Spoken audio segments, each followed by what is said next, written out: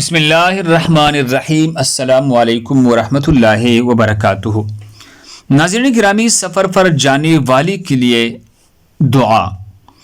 حضرت عبداللہ الختمی رضی اللہ تعالیٰ عنہ سے روایت ہے کہ رسول اللہ صلی اللہ علیہ وسلم کا معمول تھا کہ آپ صلی اللہ علیہ وسلم جب لشکر کو رخصت کرتے وقت یہ دعا فرماتے: استودع اللہ دینکم و امانتکم و خواتیم اعمالکم، استودع اللہ دینکم و امانتکم و خواتیم اعمالکم، میں اللہ کی سپرد کرتا ہوں تمہاری دین کو اور تمہاری صفت امانت کو اور تمہارے آخری اعمال کو۔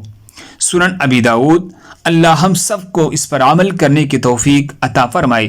دوسری مسلمانوں کے فائدے کے لیے آگے ضرور شیئر کریں۔